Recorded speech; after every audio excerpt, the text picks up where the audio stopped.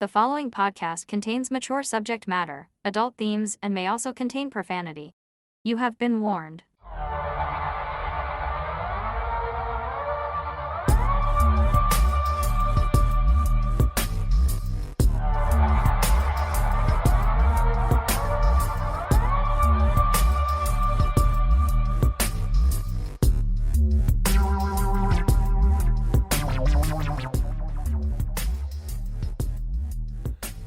Well, hey everyone, welcome back to The Absurd, a podcast of the absurd. We're talking histories and mysteries and strange goings-on. Talking things that are freaky, funny, and frightening sometimes. That's Mel. Hi. Mel. Hi. How are How's you? it going? It's going okay. How are you? Good. Yeah? Yeah. Good. Were you frightened there by my Terrified. terrifying voice? Yeah, terrified. Really? Yeah. Don't be terrified. It's okay. You'll be fine. Okay. So, So. yeah, we're a week out from Christmas. We sure are. My God. You done all your shopping? Yep. Are you? Oh, Yeah. good for you. Yeah. I might have a few stocking stuffers to get still, but otherwise, Yeah. most of the majority's done. Well, and it's different. Oops. It's different, when families have kids. Like my family, even the grandkids, my nieces. Why did I say that? I don't even have nieces. My nephews. Please keep that in. You shut Keep up. that in. They're adults, so we do a gift exchange. Like we draw a name, Yeah. and we have a cap as to how much you can spend, Right. and that's it. Yep. And it's awesome, actually. Yeah. You It's kind know. of the best way of doing it. It really. is, because otherwise it can get out of hand, man. It absolutely Real can. fast. Yeah. You know? Me and my in-laws, we decided this year that we're not doing gifts to each other this year. Cool. So, and that honestly is a huge relief. Sure it is. Because it gets to a point, especially as you become an adult, where with, his parents, it's, what do you want? Well, what do you want? I want this. Okay, I'll buy you that. What do Yeah. you want? I'll buy you that. Like, what's the point? And it gets financially pretty hardcore, dude. It does. You know? Yeah. And besides, It's also, not necessary. when people are like, what do you want? And I'm like, I don't know. Like, Yeah. nothing, really. Yeah. Like, I don't know, maybe an Amazon gift card. You know what I mean? Six-pack of beer, I'm good. Yeah, I don't really want, anything I really want, you're not going to give to me. No, Like, no. how about $500,000, Yeah. in 20s? Yeah. Or Right. if there's something you need, you just kind of go buy it. Sure. Right? Yeah, To sure. a point, of course. So, But yeah, that's it's- cool. That's cool. Yeah. I got a couple things to get you up, but I'm going to go out either tomorrow or Thursday and do that scene. Hey, before we get into it, you want to talk to our people about the contest?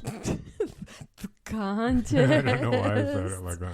Yeah, we have a contest. I We don't know sure if you guys do. saw that, but we I have it did. posted up on our socials. If you want to Mm. check it out, you You can should. win some swag. Should check it out. We got some fancy new shirts. Darn right we do. So yeah, if you want a shirt, we'd love to give you one. Mm-hmm. So Not you all just of them. gotta. Well, no, not I mean, all we'd of them. love to, but Well, we can't really do not that. yet. Not yet. Maybe Not one yet. day. Yeah, maybe one day. But yeah, all the instructions are on the social posts of what you need to do to enter. But the usual, like, share, and comment about what your favorite absurd. Yes, that's my new That's it, word. Yeah. Yeah, the absurd story that you like that Yeah. we've talked about. So let me translate. What she means is comment with your favorite story that we have covered in our podcast since Yes. day one. Yeah. Anything.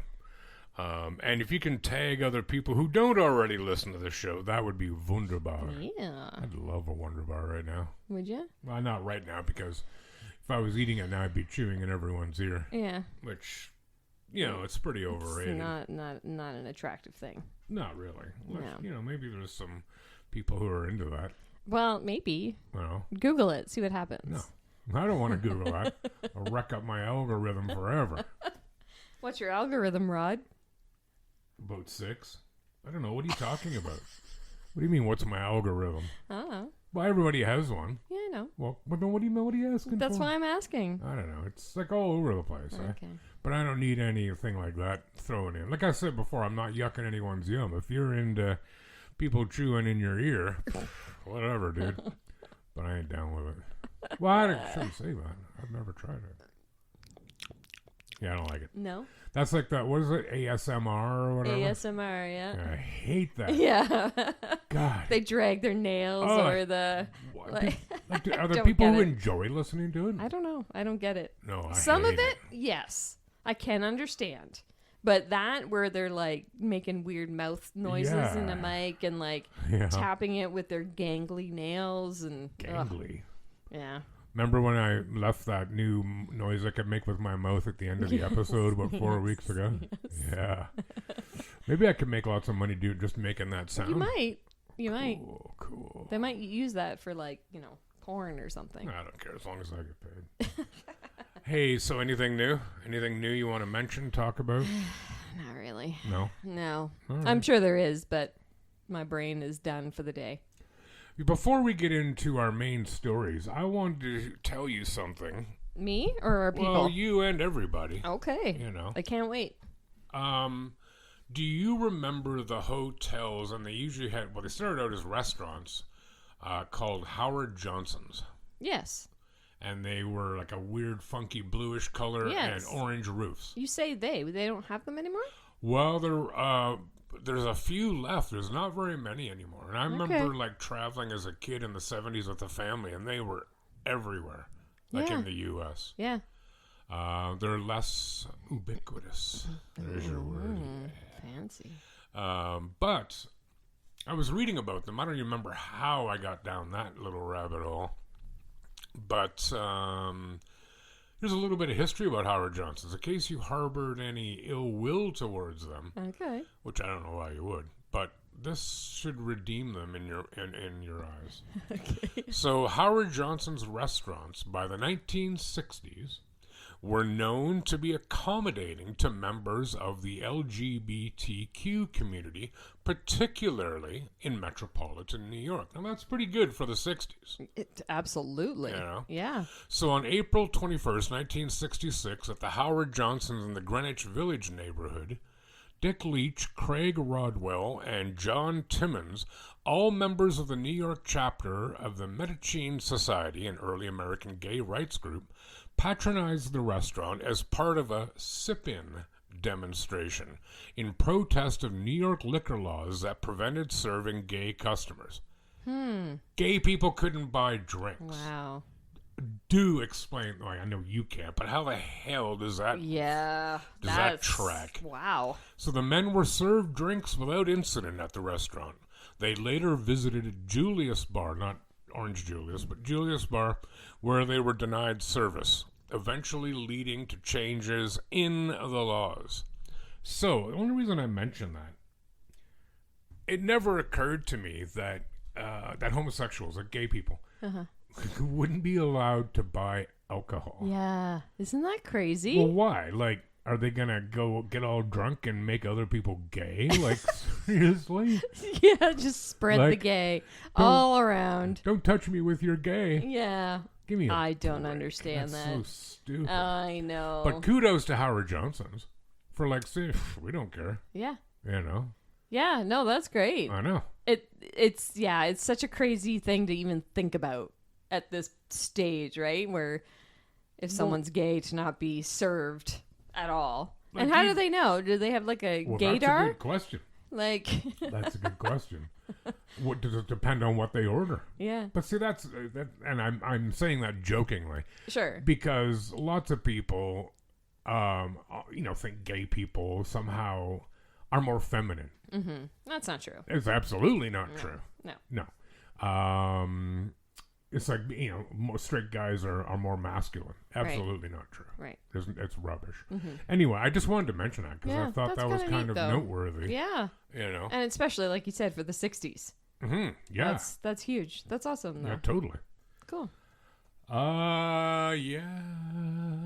Do you want me to get into it? Oh, I want you to get into it. All right. Lay it on us. All right. Mel's going to start, everyone. Everyone listen to Mel. Okay. Here we go with Mel. Okay, no pressure.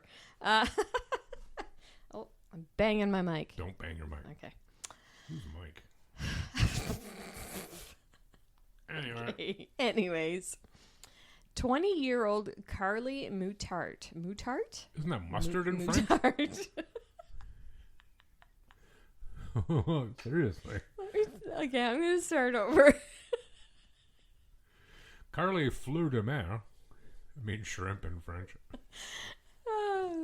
20. Oh, no, it's fruit de mer. Never mind. Shut up.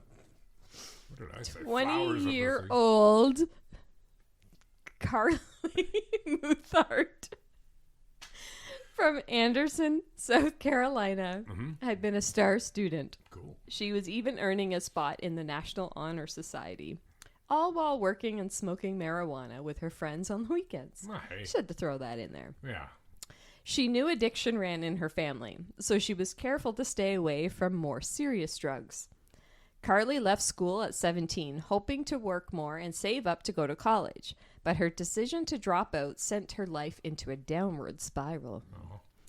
Carly says the catalyst of her spiraling happened when a friend gave her a joint laced with meth when she was 19. That's awesome. Yeah, good friend. Yeah.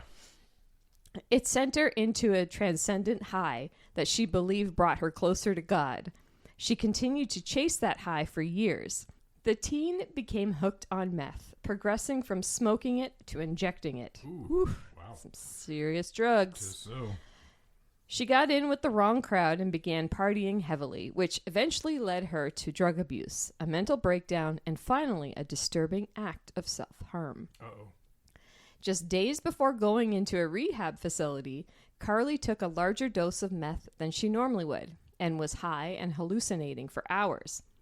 She said, "I thought everything would end abruptly and everyone would die if I didn't tear out my eyes immediately." Oh, no. I don't know how I came to that conclusion, but I felt it was, without doubt, the right, rational thing to do immediately. Her memories are fuzzy, she said, but based on the small things she does remember, the details she pieced together from other witnesses, she explained that she believed she had to meet someone at church. So she walked along a railroad track towards it. Her mother had, just a day earlier, convinced Carly to go to a rehab facility. But Carly bought meth that day after the plan was made and took a larger than usual dose as her final hurrah. On her way to said church, a friend she had been staying with drove by and called out the window, "I locked up the house. Do you have the other key?" She said that in her warped mind, being locked out of her home was a sign that my sacrifice is the key to saving the world. So, I pushed my thumb, pointer, and middle finger into each eye. I gripped each eyeball, twisted, and pulled until each eye popped out of the socket. It felt like a massive struggle, the hardest thing I ever had to do. The drug she had taken numbed the pain. She said if a pastor had not heard her screaming, "I want to see the light," and came running, she likely would have clawed into her brain. He later said when he found me that I was holding my eyeballs in my hands. I had squished them, although they were somehow still attached to my head. Don't do drugs, kids. Not that kind. Carly was taken to the hospital and had to be pinned down by at least 7 people. She fought so hard that her wrists hurt from the restraints for days. And that's probably not the only thing that hurt. No, I'm going to say no. Doctors performed an emergency surgery to fully remove what was left of her eyes in an attempt to preserve her optic nerves and prevent infection. She explained that when she asked family and friends who visited her what she looked like without eyes, they described seeing red tissue, which was muscle filling into the socket, and a white spot, her optic nerve endings, where her eyeballs had been. She said, activities I used to enjoy, like playing guitar and learning piano, are going to be harder now that I'm blind, but I'm still optimistic. When I stub my toe or knee, I think, well, it's probably saved me from walking into a wall and hitting my face. She added, of course, there are times when I get really upset about my situation, particularly on nights when I can't sleep. She's sharing her story as a cautionary tale for young people who may be tempted to try drugs. Wow, man. Yeah. So that's don't do meth. Let's just No, stay away from the meth. It's a garbage. Yeah. Garbage. And screw you to that friend who gave it to her in a... Well, really? Like, What did was they it, say cigarette? what was in it? It doesn't really matter. But kind of it does. Yeah. Like, if they, here's a joint, what is it? Well, if they just say, here's a joint for you. Yeah.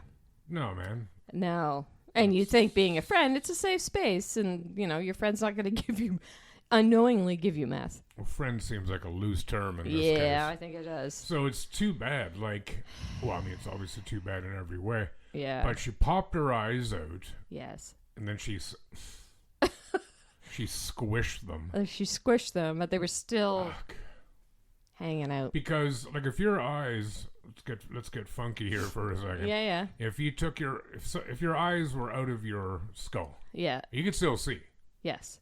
right? Yeah. And I won't go too far into it, but in like military torture in olden times, well, by olden times I mean in the last century, Yeah. they would sometimes do that Yeah. so that the person was forced to watch the torture, but obviously they couldn't close their eye because Right. it's out of the socket. Right. You got to be some kind of bastard to even Yeah. think about doing that, Yeah. let alone doing it. That poor woman, man. I know. And when did this happen? This was just a few weeks ago. Oh, Last week, December 13th, I believe it said. well, hopefully they can, like, if her optic nerves are good, hopefully that, they should get an eye transplant Maybe. or something. It did say she got prosthetics anyway, so she'll probably Well, have that just that means forever. fake eyes. Yeah. So Right. she may not be able to. Like the picture that was on the article itself, it doesn't look like they're going to do anything. They've sewn them up and Well, that might also mean to keep infection at bay, though, too, Yeah. right? Just keep, Yeah. like, I don't know, birds or something flying in there. Nesting. I don't even know what that means. But, yes. obviously, because it's more or less an open wound, Yeah. right? Yeah. So, wonder if your eyes actually have nerve endings in them. I don't know. Like your brain doesn't. No? Negative. Your brain cannot sense pain. What do you got? Well, your brain can, like mine can, but Oh, really? Yeah. No, I'm just yeah. kidding, I'm just Okay. kidding. Gotcha. wow, that poor woman, man. Yeah. So there's some good bedtime story for you. And I hate, like, okay, so she was smoking grass, and I'm certainly pro cannabis. I'm not thrilled with teenagers doing it because your brain isn't done developing till your mid-20s. Right. So it can impact you negatively. Sure. I'm not wild about teenagers drinking either, No. because more than likely, you lack the judgment necessary to Yep. behave. Can attest. Can Absolutely. Yep. And because I did something doesn't mean I think therefore others should. It's not hypocritical. For example, if you're a smoker, to tell people you shouldn't smoke, Right. it's not hypocritical at all. No. Well, I'm going to look into that. I might use that picture as an infographic. Oh, just there you to go. freak What? people Eyeballs out? Yeah, dude. Okay. Yeah, that's good. That's not happy. Not really. I have an interesting story, if I may. Yes, you may. Thank you. So, you've ever taken one of those DNA tests, to find out your ancestry? I have not. I did. I did it, I think it was just before COVID. Okay. I And- remember when you did that. Yeah, no big surprises. Yeah. My dad's side is from Alsace-Lorraine, Germany, France, Right. depending on your time in history. And my mother's side technically is too, although my mother was adopted. For the record, I have nothing but great applause for people who adopt children. Right. Totally. 100%. But her side, though, yeah, northwestern England, Scandinavia, specifically Norway, Viking. I'm a Viking. You are? I am. Yeah, Okay. man. Karen and I have this running joke because her background is Viking, too. Who's more Viking? Little disappointed to learn, though, that they didn't actually wear those helmets with horns in them. You know what I mean? Yeah. Yeah, that's That'd not be true. cool. That would be really cool. I'd want one. Me too. I don't know if women wore them, though, but... I don't know. You're not a Viking anyway, so... I thought you were going to say you're not a woman anyways. Well, I presume you are. You seem to meet all the criteria. So anyway, a woman who took a DNA test for fun was left stunned when the results linked her to an unsolved murder from 1997, leading to her grandmother's arrest. Jenna Gerwatowski, 23, decided to order a DNA kit after one of her friends received the test as a Christmas gift. Not long after, she received a call from an unknown number while at work. On the other end of the line was a detective from the Michigan State Police who asked her, "Have you heard of the baby Garnett case?" The question left Jenna bewildered. The case, which dated back to 1997, had shaken the small community when the body of a deceased baby was discovered in a campground pit toilet at Garnett Lake Campground near where Jenna grew up. Yikes. Yeah, that's kind of grim, isn't Why it? do people... I don't know. Investigators had been unable to identify the baby or find witnesses, and the case went cold. But decades later, the detective informed Jenna that her DNA had been a match, indicating she was related to the deceased infant. According to court documents, detectives have reopened the case in 2017 and worked with a forensic company to extract DNA from baby Garnett's partial femur. When Jenna shared the news with her mother, Kara Gerwatowski, she was met with skepticism. Kara suspected it might be a scam, especially since Jenna's grandfather had recently been targeted by someone posing as a detective. Kara warned Jenna not to share personal information or passwords. Later that evening, Jenna received another call, this time from Misty Gillis. That's going to be your new name.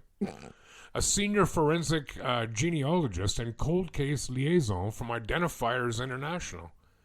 Gillis requested Jenna's family tree DNA login credentials to upload her DNA to another database. Convinced it was a scam, Jenna refused and hung up the phone, thinking, what a bizarre thing to scam someone about. A week later, Jenna's mother called her in a panic while she was at work. "You need to come home right now. It's an emergency," her mom said. Jenna rushed home to find her mother sitting at the kitchen table with Jenna's cousin. Police had contacted the cousin to explain the baby Garnett situation. "My mom had tears in her eyes," Jenna said, "and my cousin was in complete shock. You could hear a pin drop." According to court records, Jenna's DNA test revealed she was the half-niece of baby Garnett. Kara, who later agreed to provide her own DNA, was found to be baby Garnett's half-sister. Jenna said this revelation caused her mother to connect the dots. Kara told detectives, "If it's going to be anyone, it would be my mother." Kara, 42, hadn't spoken to her mother, Nancy Gerwatowski, since she was 18, as their relationship had been strained, clearly. This also meant Jenna had never met her grandmother. "I had known about the baby Garnett case my whole life," Jenna said, "but to find out my grandma was involved, it was shocking." The Michigan Attorney General's office alleges that Nancy delivered the baby alone at her home in Newberry. Nancy is the grandma. They claim the baby died from asphyxiation, a death that could have been prevented if Nancy had sought medical intervention. However, Nancy's defense team argues she unexpectedly gave birth while in the bath and that the baby became trapped in the birth canal. According to her attorneys, Nancy lost consciousness during the delivery, and by the time she managed to deliver the baby, it was already dead. The defense also states that in 1997, Nancy had no access to a telephone or cell phone and was unable to call for help. She admits to placing the stillborn baby in a bag and leaving it in the campground, but her attorneys argue that she was in shock and in extreme pain following the traumatic birth. Nancy now faces charges of open murder, which carries a potential life sentence, as well as involuntary manslaughter and concealing the death of an individual. Her defense team has argued for the case to be dropped, claiming the state cannot prove the baby was born alive. They also requested that any statements Nancy made during police investigations be dismissed, citing a violation of her rights to counsel. The prosecution argues that Nancy's comments about considering an abortion and failing to seek prenatal care are relevant to establishing motive. So, Wow. pretty... Way to go, Grandma. Well, yeah. Way to go, Nancy. So, I don't know how old she was at the time. It doesn't say her age. But, I mean, lots of things can go wrong in a pregnancy. Absolutely. And I have heard before of women actually not knowing they're pregnant. It's uncommon. Yes, I had a friend of mine that was 7 months pregnant or something like that, and Right. she had no idea. Right. I'm like, how? Well, I mean... I don't get that. I mean, obviously you're not menstruating while you're pregnant. Right. But I guess there's certainly women who aren't so regular that it happens every That's true. 28 days or whatever. That's the true. deal is. Yep. But you'd think after like 7 months of it not happening, you might be like, this can't be right. Yeah. And, having had a couple children, internally, that you're pregnant. Things move and shift and Well, babies kick and... This person you mentioned, was it her first baby? Yeah. Yeah, Okay, well, it was. All right. I know, but still, it's... I don't know, man. That always amazes me. Yeah. How you don't know, but... So there's, DNA tests got an interesting result, dude. Apparently. Granny's in the pokey. Yeah. She's in the big house. pokey. Yeah. Wow. So, yeah, man. Don't kill people. That's my message. Don't kill people. Don't kill people. Don't do math and don't kill people. Yeah. Probably in that order. No, don't kill people. Like, if you have to do one of those, do meth. Yeah. But better don't do either. Don't do either. Hey, do you have a story for us? Yeah. Oh, yeah. Let's go. Let's do it. Let's talk about some other things about body parts and coming out and off. Body parts. Okay. Some. In the days before anesthesia, surgeons had to get creative with their surgeries in an attempt to save lives while minimizing a patient's pain. One of the most effective ways was to perform the surgery as quickly as possible, sometimes in under 5 minutes. There was an upside to this method, of course.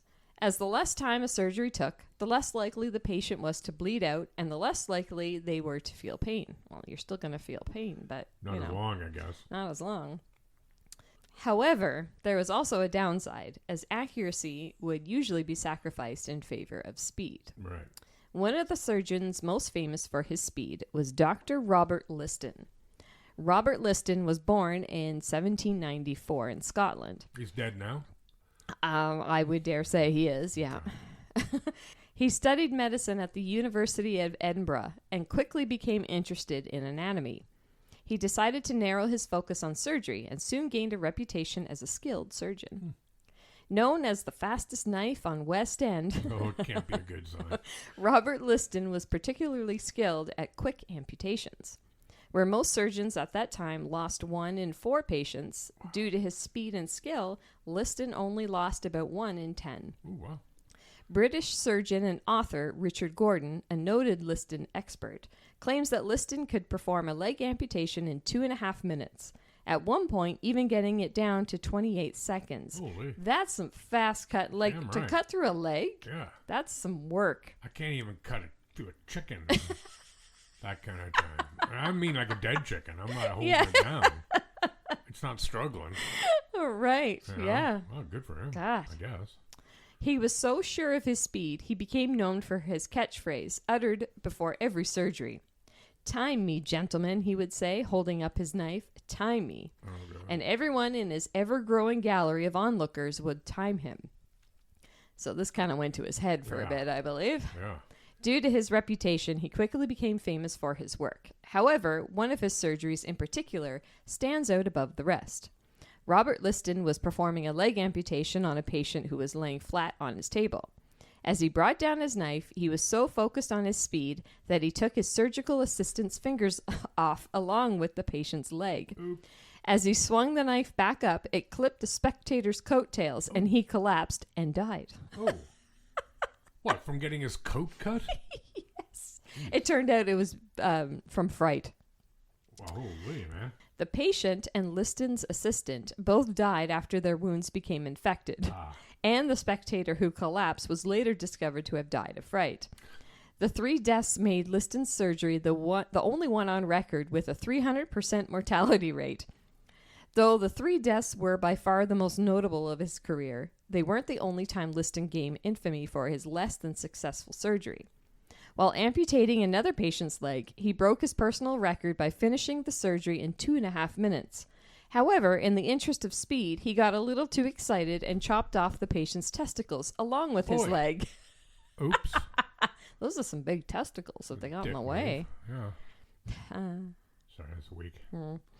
He also once mistook a lump in a boy's neck for a skin tag and removed it suddenly at the boy's home.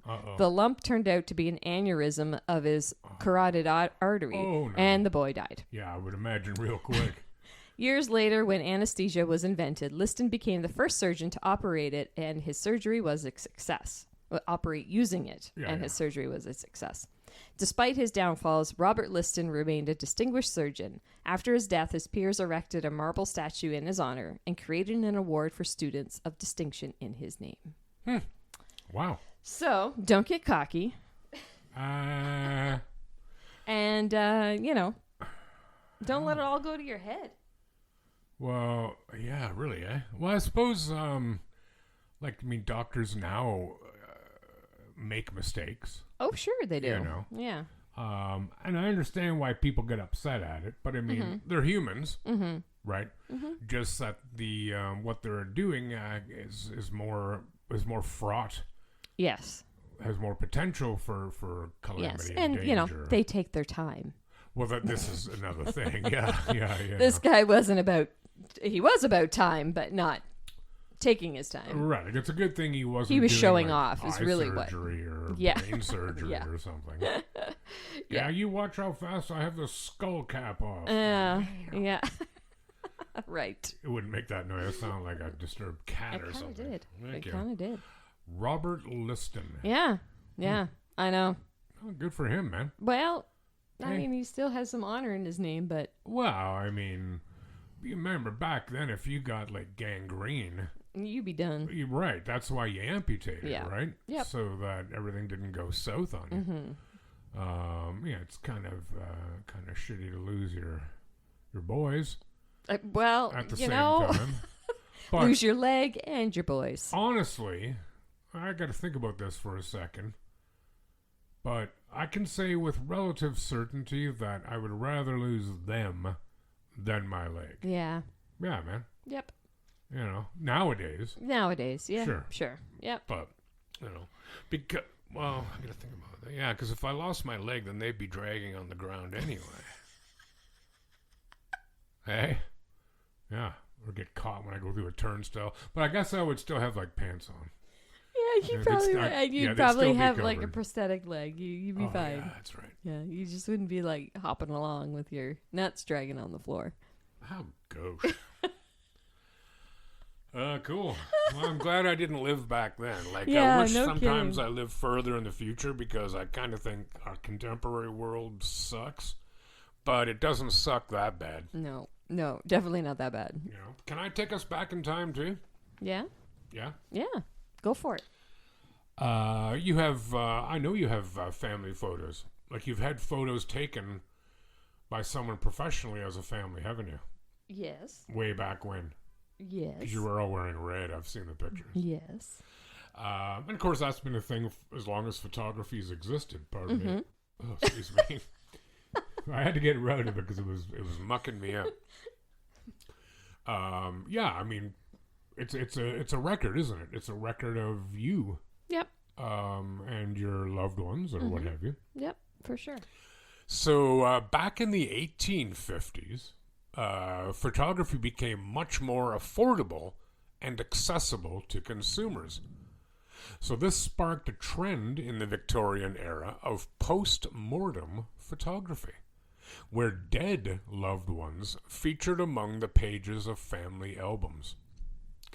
Known as a memento mori, God, it's good, which means remember you must die. That's good. Okay. The trend became increasingly popular for a period of time, and even Queen Victoria slept underneath a photo of her dead husband. Wow. Now, I gotta say, this photo was like on the ceiling. I was going to say. Yeah, she wasn't clutching it to her chest. That's what I was trying to picture in my head. I'm like, how is she Yeah. sleeping underneath it? Yeah. They might have had a canopy bed, though. Seemed like everyone back then had a canopy That's a good bed. point. I hadn't thought about that. Many people were photographed at home as if they were sleeping, often lit in a quote-unquote heavenly light from a nearby window. Pupils would be painted onto the photo to bring life back to the dead corpse, What? which had to be photographed within 24 hours of death before decomposition started to creep in.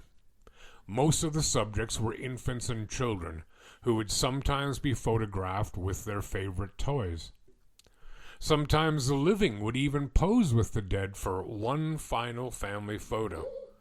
Postmortem photography eventually died out decades later, around the start of the 1900s, when casual photography and snapshots became more common.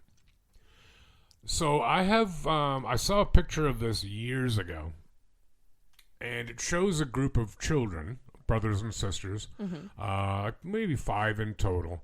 And the last one, I think they're done from oldest to youngest. And the oldest might be, I don't know, like 12 or something. And then the youngest girl at the end looks like she's maybe 7-ish. And she is absolutely dead. Like, she doesn't look scarifying, like she's not decomposed. Yuck. But it's not right. Right. You know, you can just tell. And I remember showing it to somebody and thinking, oh, that's really gross, man. Like, and kind of disrespectful. But I think it's the exact opposite.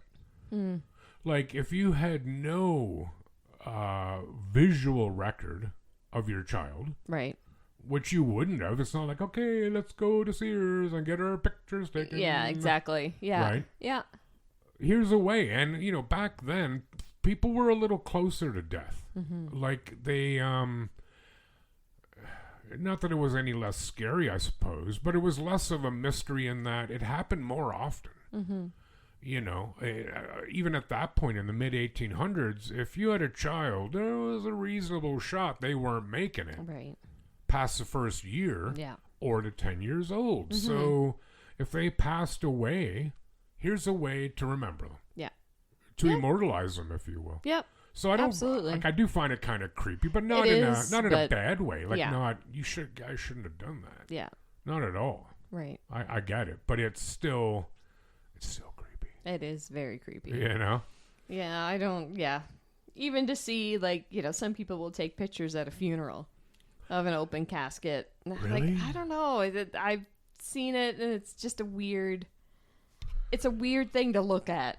See, if I go to a funeral, like a visitation or whatever, Yeah. and if it's open casket, I don't even go up to it. No? Nope. I don't really know why. Like, I'm not saying people shouldn't. Do you, man? But Yeah. like, some people say, well, you get closure out of it from that, and maybe that's true. I don't know, but Yeah, I think there is something to be said about that. I can see that. But I Yeah. don't know that I need it. Like, Yeah, no, and I don't understand. want that image. Yeah, To, as your last image. well, yeah. Or is it going to be the one that I remember? Probably not. But I don't. I remember. Well, that's just Yeah. the thing. I don't. Why do I want? Yeah. Why do I need that? Yeah. Do I need that? But it's different in a sense where you're looking at it and you know it's just a shell now. There's something different. Their soul is gone, and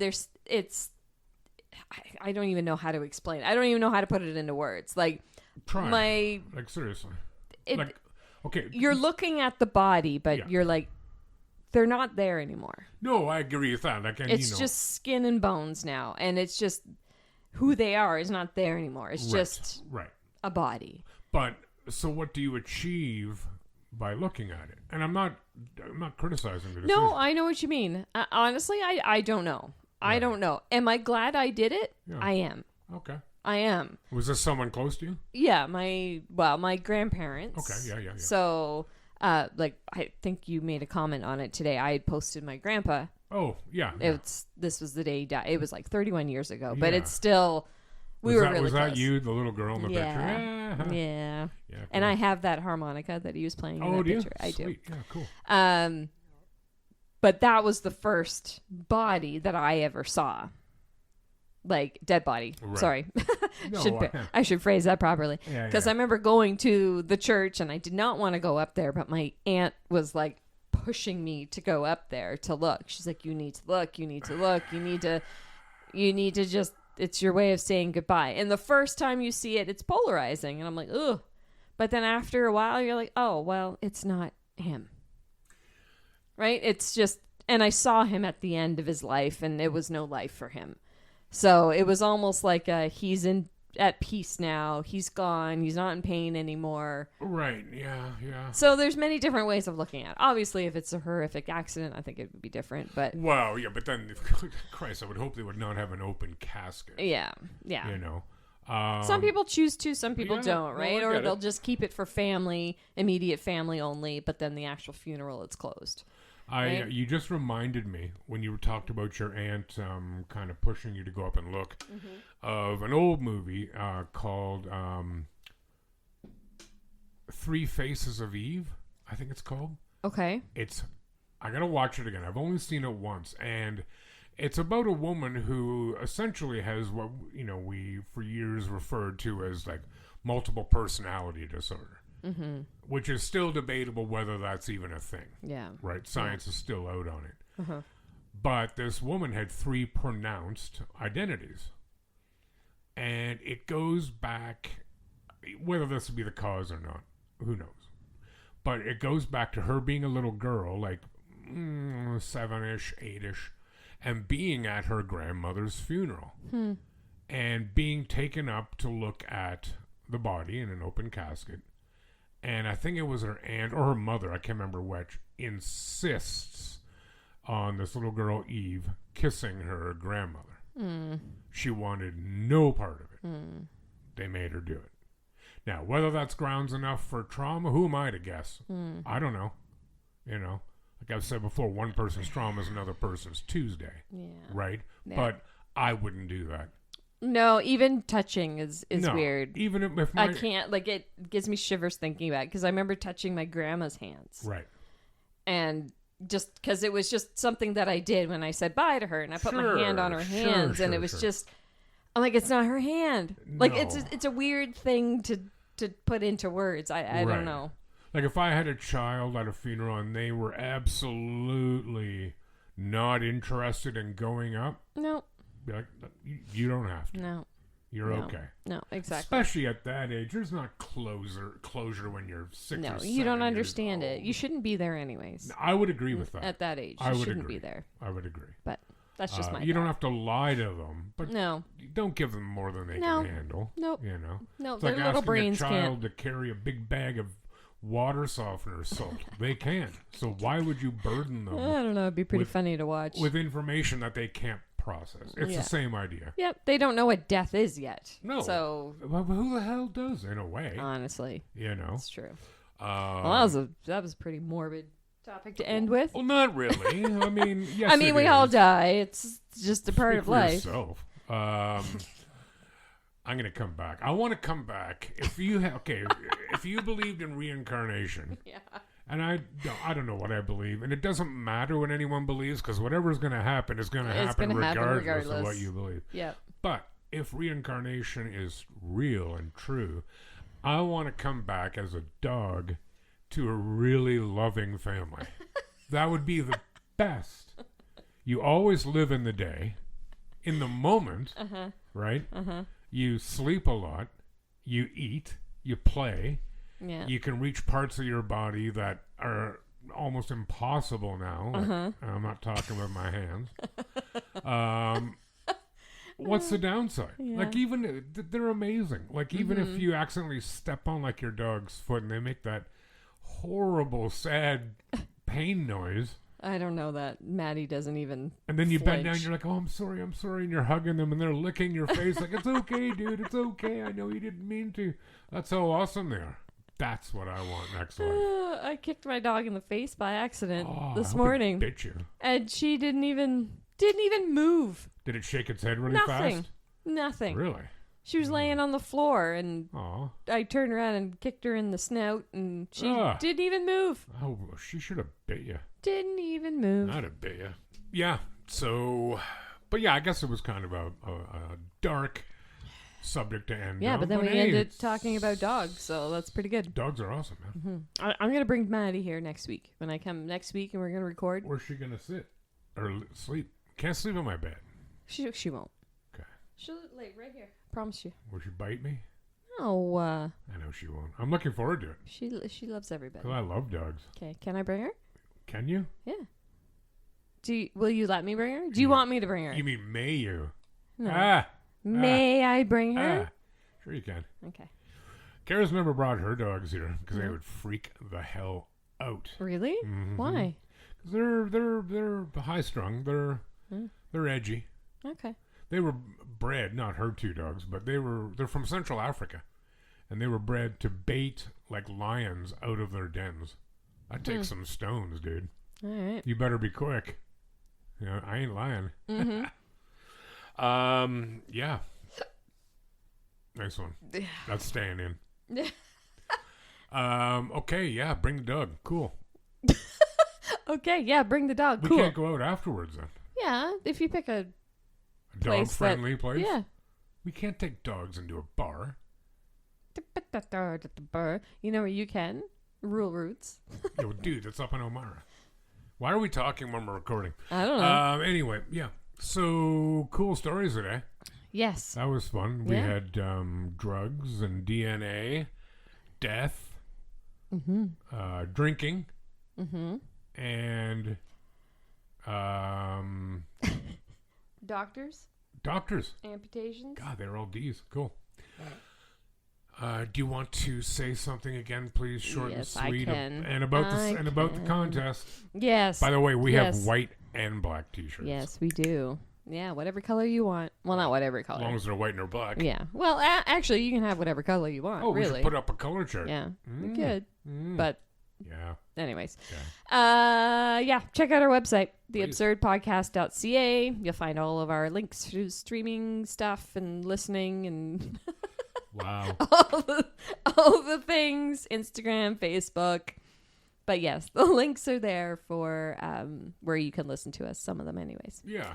And- All the different streaming services. Please leave a review and rate us. Yes, And more importantly, though, please share with somebody you know who might please like it. do. He'll be long back by the time he hears this. Oh, I shouldn't say that. He was just going up for the night. What? Our friend of the show, Tim, is on his way to Bell River, Ah, semi-middle northern Ontario. yes. Not really that far north, the scheme of things, but he messaged me earlier and saying he's on his way to Bell River and listening to The Absurd. So What a good man. indeed he is. Yeah. So yeah, check us out on the socials, please, Yes. and look for our contest information. Yeah. You can see them on Facebook and on Insta, and I think maybe on YouTube. Yes. There you go. Yes, they are on YouTube. So that's next week we do in the draw. Yep. So quick like bunnies. Do it. Get her done. All right. Thanks everyone for stopping in and listening, and take care of yourselves. And hopefully we'll see you back here next week. Take care of Yeah. yourselves and each other. Bye. Bye.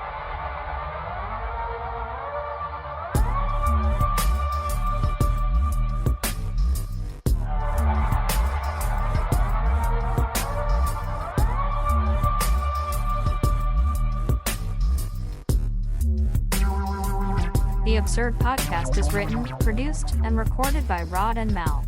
Music by Audionautics.com.